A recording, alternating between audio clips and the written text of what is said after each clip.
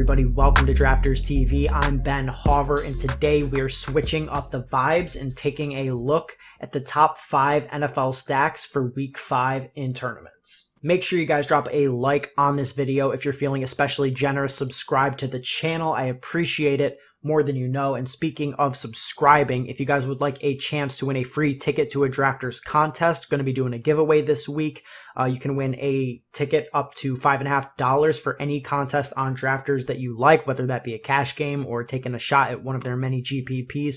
All you have to do to be entered in is subscribe to this YouTube channel and leave a comment on this video with your favorite Week 5 stack as well as your Drafters username, and one random commenter will win the ticket. I'll announce that winner on next week's video. Last week, we did a giveaway on Twitter rather than YouTube. Got a ton of replies, so I've got everybody's name open in a randomizer, and the winner of the ticket for this week is going to be Jinja Ninja Snaps.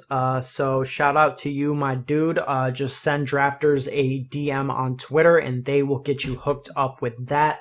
Thank you to everybody who participated in the giveaway. Now let's get into the Week 5 stacks. The number one stack of Week 5, in my opinion, starts with a fairly obvious quarterback, and that's going to be the $500 million man himself, Patrick Mahomes. And the offensive weapon that I want to stack him with this week is Tyreek Hill. I think that Travis Kelce makes a ton of sense in this spot as well. Kelce leads all KC pass catchers and targets. However, the game-breaking, slate-winning upside of Tyreek is just too good to ignore in a matchup like this, considering the Raiders have been, demolished down the field by deep threat receivers like Steph Diggs and Robbie Anderson already to start the year. Now, I don't think that most people need me to tell them that Mahomes to Hill is a great stack to have in tournaments, but in a game with just an insane total, 57, and an even crazier implied team total for the Chiefs at 34, fitting this Chiefs stack into your tournaments whenever you can should be a priority. Hill doesn't have the same elite target floor that some of the other wide receivers at the top do, 7.25 average targets per game, but we don't play for floor in GPPs, and Tyreek's ceiling is simply unquestioned.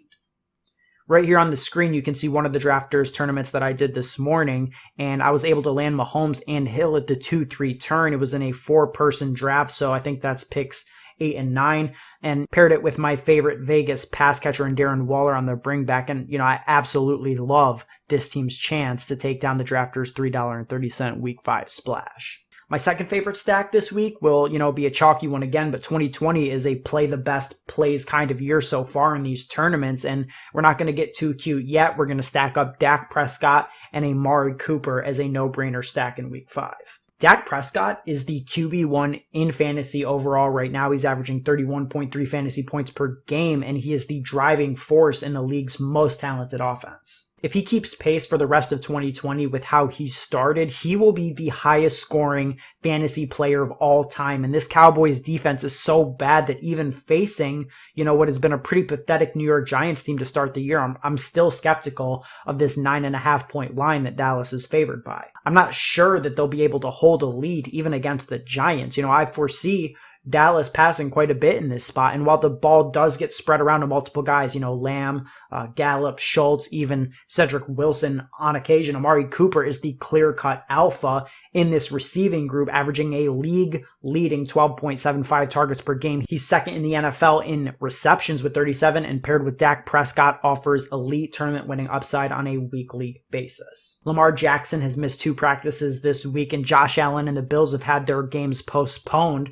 due to the selfishness of the Tennessee Titans. And as the crop of elite quarterbacks continues to shrink, the need to get Dak into these lineups grows. All right, guys, stack number 3 is one that I'm going to be really bullish on this week, and that's going to be Teddy Bridgewater to Robbie Anderson, if possible, double stacking with DJ Moore as well. If you're playing on a salary cap site like DraftKings or FanDuel, maybe you can jam this double stack in. It's pretty affordable. It's not going to cost you too much. And on Drafters, in these 4 to 5 team tournaments, you can pretty easily secure this stack. Teddy won't get drafted as a top 5 guy. And in the leagues with 2 quarterbacks where, 8 guys get drafted, I think that he is worth reaching on.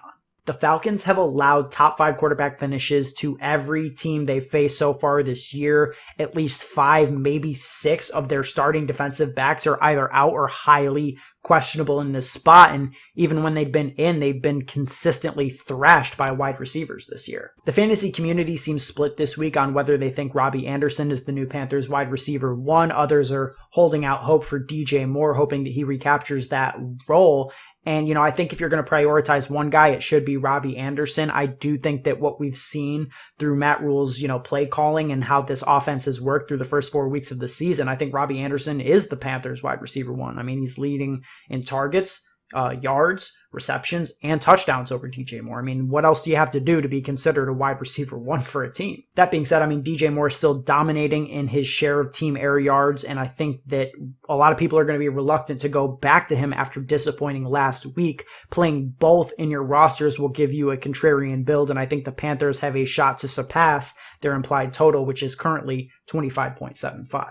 All right, guys, moving on to stack number 4. This one is going to be Deshaun Watson and Will Fuller. Now, the big concern here is going to be how this team reacts to the midweek firing of Bill O'Brien, the former Texans head coach. In week 4, O'Brien retook offensive play calling duties and then was promptly fired after a disappointing effort against the Vikings. So my biggest concern with this stack is, whether or not the, fluctuation of the status of this offense is going to be a major problem for Watson and the rest of the Texans. Switching play callers in 2 weeks is not a good sign, although they are switching back to Tim Kelly, who, was the Texans offensive play caller for the first 3 weeks of the season. So even, in a sea of disarray, there is still a bit of continuity that we can look to in this spot. It's also encouraging to me that Vegas remains bullish on the Texans. They are one of 5 teams that are playing on Sunday with a total over 30. Like I said when I was discussing Tyreek Hill, floor should not be our concern here. The moving parts in this organization, I think, drop the floor of this offense, but the ceiling remains extremely high. Will Fuller is one of those players like Tyreek Hill who can simply win this slate on their own. And, the Jags have been surprisingly decent when it comes to limiting perimeter receivers through the first 4 weeks of the season. They held guys like T. Higgins, T.Y. Hilton, and Devontae Parker all to under 80 yards. That being said, I think Fuller is completely matchup proof. He is a different type of animal. I'm not too concerned with matchup at all when it comes to rostering him. And in drafters, he is readily available as your wide receiver 3 on these teams. I love that value for him. Despite missing a large portion of week 3, he's leading the Texans in targets, and Brandon Cooks appears to be largely dust. So I think that Fuller continues confidently operating as the Texans wide receiver 1. All right, guys, and the 5th and final stack I'm going to cover here may be a little bit controversial, but I wouldn't be me if I didn't bring it up.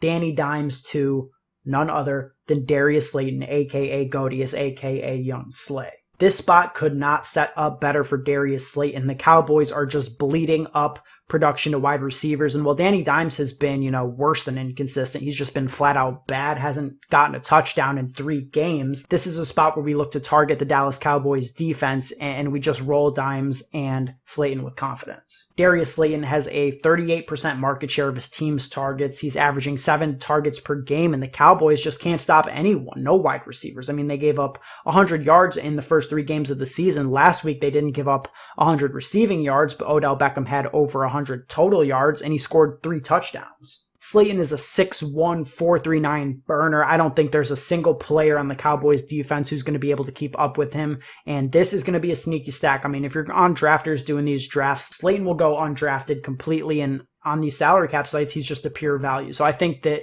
we jam Darius Slayton in with confidence. He's going to be contrarian. He's going to be low owned on drafters especially, and I think that, we just play him with confidence.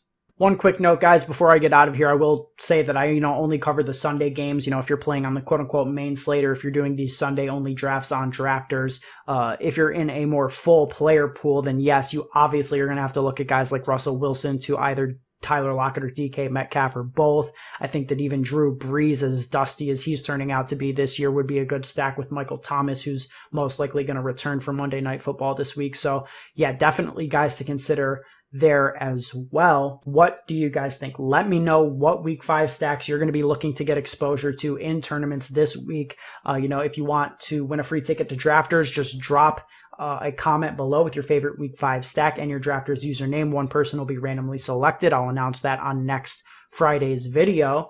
And thank you guys for watching. We'll be back next Friday. Hope you found some good information in here, and I will talk to you then.